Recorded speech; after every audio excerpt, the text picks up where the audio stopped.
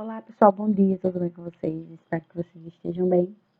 Na aula de hoje a gente vai falar sobre as características de população, né, e sociedade da Europa. E aí a gente já viu muitas características europeias, né, como questão hidrográfica, questão de regionalização, de características físicas, né? E a gente hoje vai falar sobre a sociedade europeia, né? Bom, a Europa, por ela ser um continente, né? Existem diversos países e por ser assim um início de cultura dominante no mundo, a gente tem culturas que são muito antigas e que são hegemônicas, né? Como a gente já estudou a questão da hegemonia cultural e política europeia. Bom, então a gente percebe que existe um multiculturalismo. Nós temos diversos tipos de cultura e basicamente cada país tem uma cultura muito diferente da outra. Mas existe uma cultura europeia, né, que ela é basicamente um pouco padronizada no sentido de a gente vai ter uma cultura mais ocidental e mais oriental na Europa. Então, existem países, como a gente viu aquela questão da regionalização, né? O leste europeu, o norte europeu, o oeste, né? E cada um vai ter digamos que um estereótipo a seguir através dessas características, ok? Então a gente tem um multiculturalismo, são culturas diferentes, múltiplas culturas.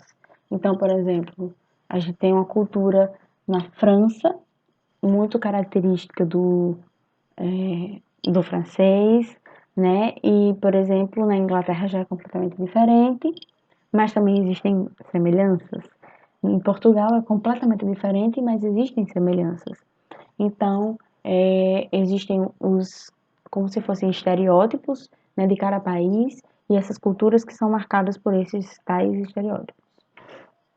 Uma coisa que a gente pode falar é que a distribuição, né, a densidade demográfica da Europa, ela varia de acordo com suas características. Então, a gente tem uma maior densidade populacional no centro da Europa, né, no centro, que a gente vai dizer, são zonas que são litorâneas, né, que tem mar, praias, são grandes cidades e metrópoles. Então, por exemplo, se a gente for falar no sentido de maior densidade, a gente vai, por exemplo, destacar Itália, França, né? Alguns países que têm um grande destaque no cenário geopolítico. Aí as áreas que a gente vai ter menor densidade demográfica, que é menos pessoas, são as áreas periféricas da Europa, certo? Então, basicamente, a Europa ela é mais povoada no centro dela. E aí, aos arredores, ela é menos povoada. Mas por quê, né? Existe uma questão da periferia da Europa, né? Que são as áreas periféricas nesse sentido. São áreas que são montanhosas, então são mais difíceis de ter acesso, certo? O clima, ele já tem uma característica mais forte, então são muito frios, né? Ou mais quentes, né? Então, existe essas características que vão se destoar, certo? E aí a gente tem, por exemplo, aqui esse mapa como base. Como a gente pode ver, essa é a Europa, ok? E o vermelhinho, né, é o centro da Europa. Então aqui a gente tem maior densidade demográfica. O verde é a periferia, então a gente tem menor densidade demográfica. Numa questão. Lembra que a gente estudou pirâmides etárias? Quer dizer, não sei se foi nessa turma. Mas aí a pirâmide etária é um bom gráfico para a gente entender como essa população ela tá, né? Então a gente consegue pegar aqui um gráfico da Europa, certo? De 2019, esse aqui. E a gente percebe, ó, que a pirâmide ela tá mais cheinha nessa região, certo? Do meio. Então, a gente tem mais adultos, certo? Então, dos 30 até os 70 anos, a população, existe maior número de população.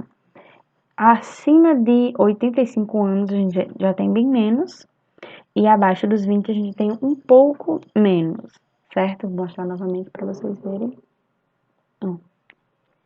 Então, a gente tem mais adultos, certo? Mais pessoas até entrando na meia-idade, ok? Outra coisa que a gente pode destacar na Europa é a questão do IDH, que é o Índice de Desenvolvimento Humano, que a gente vai analisar no IDH escolaridade, saúde, né, acesso à cultura, a lazer, ok? E aí, sim, e renda também, certo? Então a gente pode perceber num gráfico que tem do mundo inteiro, o IDH do mundo inteiro, ó.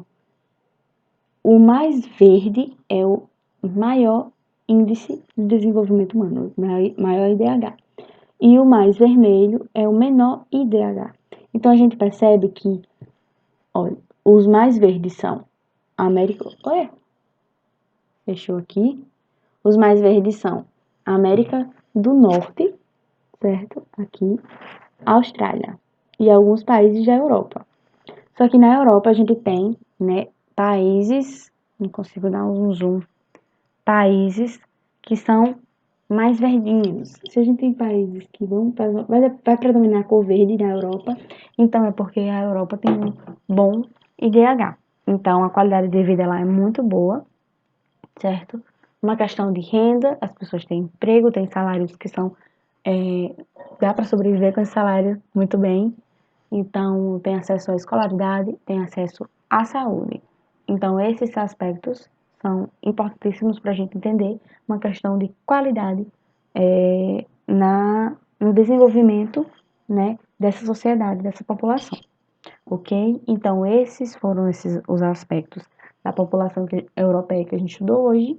Qualquer dúvida que vocês tiverem, podem me perguntar. Ok? A aula de hoje fica por aqui. Até a próxima semana.